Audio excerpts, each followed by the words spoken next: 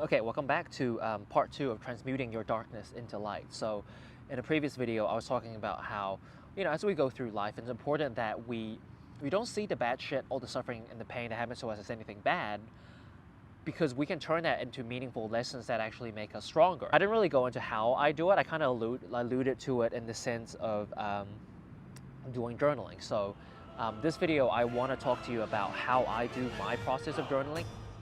Before I get into the specifics of the method, I just want to talk about why I think it's really important you actually do this. To me, I feel like life is very similar to a video game, right? Like you have different levels and different levels there's different circumstances and different settings and different people that approach you in your life. These different scenarios and people are gonna, let's say, they're gonna pressure you, they're gonna push you in a certain direction, okay? They're gonna do their thing towards you, and it's up to you to respond to it, I suppose, correctly or effectively or truthfully as you, to deal with it as best as you can. Like you often hear people, like girls especially, they're like, oh, I keep attracting the same guys, why can't I never meet a nice guy that's suitable for me? And it's like, well, if we go back to the whole law of attraction, law of mirroring, the world begins with you, as above so below, those sorts of concepts, what you attract into your life ultimately is a reflection of what's inside of you. Like you manifest a reality around you. So whatever it is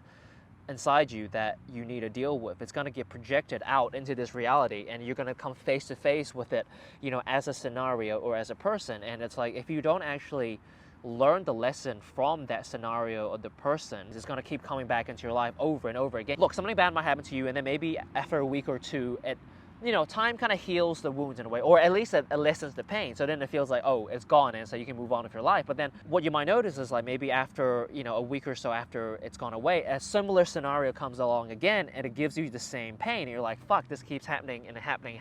And the reason is, well, you've just kind of swept it under the rug, but you haven't actually cleaned it out of the rug and threw it out of your house. What I find journaling does is you completely, directly facing that problem or that puzzle or that monster or that scenario or that person or whatever it is head on, and really trying to figure out, okay, why is this thing causing me suffering, and how can I actually adjust myself or change my behavior or strengthen myself, and what aspects I need to strengthen myself in to deal with it better in the future. And then you use that strategy or that battle plan or that weapon of choice towards that same scenario or person or monster in the future, and you defeat it, or you have a better result at the very least than what you were experiencing previously. Then you leveled up.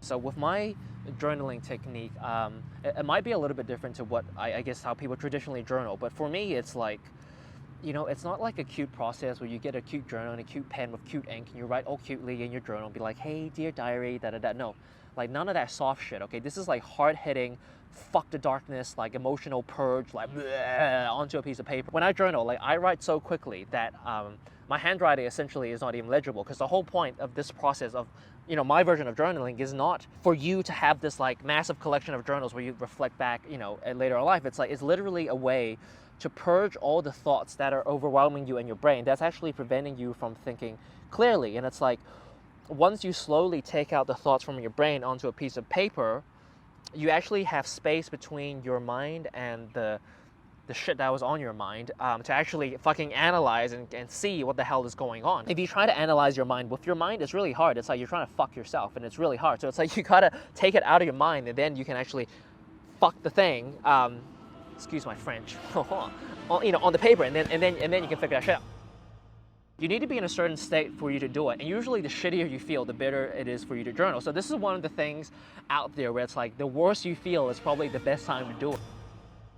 You just have to write about whatever it is that you're feeling or thinking, whatever this storm is up in your brain. I want you to try your best as much as you can to articulate those thoughts through your fucking brain, your heart, down to your arms, into your hands, into the pen, and just write. But don't overthink it, and don't try to force anything out. Literally, it's like as much as you can, just be present and just try and let your pen write. And sometimes you're surprised at what comes out onto the paper. This part is actually quite difficult, because I think we're very used to censoring ourselves or filtering ourselves in real life to make sure that what we're saying is like PC and people accept it, so that sometimes we're not even honest about what we really feel. So this is actually the first step, is like you got to have the courage to actually tap into yourself and be brutally honest about what you're thinking or what you're feeling, and then as much as you can try and write that out, just free flow, and just write it out. And just it's gonna be hard because sometimes, like, I know, especially for me, like, I would have some really dark thoughts or really shameful or embarrassing thoughts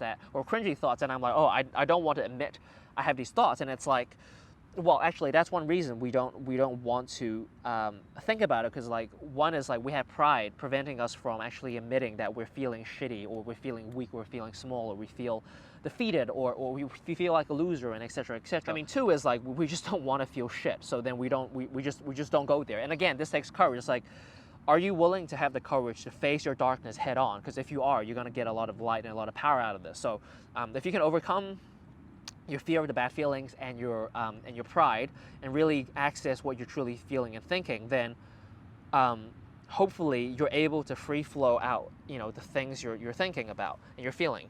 It literally feels like I'm vomiting repressed emotions and thoughts from my system. So when I do it, look, when you need to throw up, you throw up as you take as long as you need to throw up. When you're done throwing up, you know, and you feel great, right? So usually, prior to journaling, I would feel really shit and really heavy. But then after journaling, I would feel really light and clear, like, like, you know, I got all of this off my chest. That's kind of the feeling. So, and that could take anywhere between, let's say, 2 minutes to 20 minutes to 30 minutes. I just write for as long as I feel like I need to. And that's what I want you to do as well. If you find it hard, you can set a timer for yourself to just first start with 2 minutes and see if that flows really well. Because the whole thing of, you know, of this is, like, you don't want to force yourself to write a page, you know, of beautiful writing. It's not about that at all. Again, when I write, you can't even fucking read my handwriting. It's about trying to just get out, extract everything out of your system. And it's like, if you're being truthful to yourself, then it should feel like you're naturally flowing with whatever you're writing. It just should naturally come out. And then when you feel like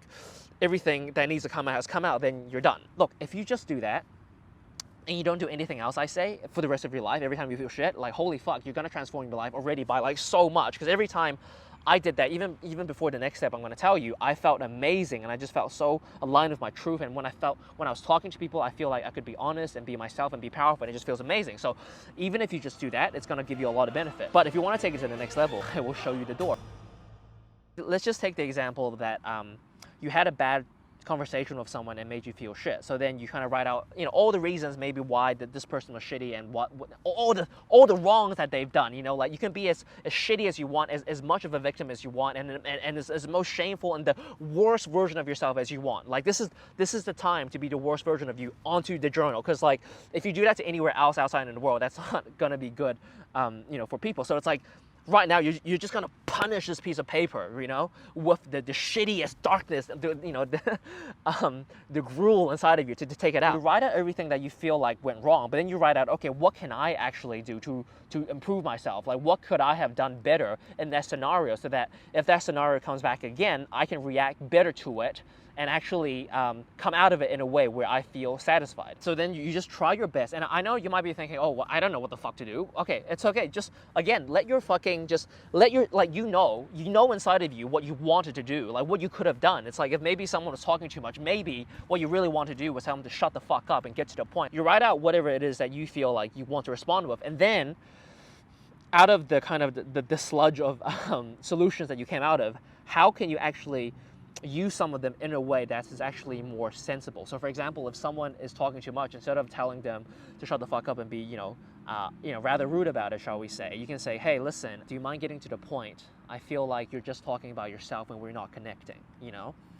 And even that could be quite difficult in the beginning, because it's such an honest thing, and I think most people are not accustomed to being that confrontational. But I think as a society, we need to get better at confronting each other and dealing with and having constructive conflict to actually resolve and situations and things that are not well, and communicate better, so that we can actually have more meaningful relationships. Otherwise, it's always going to be superficial. You figured out what went wrong, you figure out what you can do to improve yourself, and then you apply that, and you fucking did it, and you essentially defeated that monster, and you learned that lesson. You extracted the thing that you needed to extract from that person type, that theme. And what you find is, like, maybe that scenario or that type of person comes back again into your life, and then it's like, well, then you gotta again go back to your strategy. It's like, how did I handle this previously? And chances are, when you do it successfully the first time, the second, third, fourth time, well, it's going to be so much easier than than what you expect. And then the more you do it, the better you get at it. And eventually, when those scenarios come up again that caused you suffering in the past,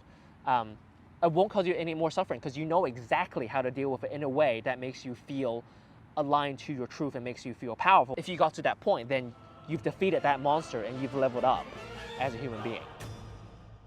You know, in Iron Man, when Iron Man changes from his like circular power arc reactor to the triangular one, it makes him feel like, and he felt like had this like coconutty amazing feel. Like it feels like that. So when you really do start telling your truth through the insights you've gathered, it's gonna feel amazing, or at least you will progress towards a more truthful version of you that you will like, that you will be able to sleep with, that you can look in the mirror when you know, in the evenings. So, to everybody that is willing to have the courage to face the darkness, to transform themselves like a fucking phoenix out of the ashes, to you I say, Godspeed, soldiers.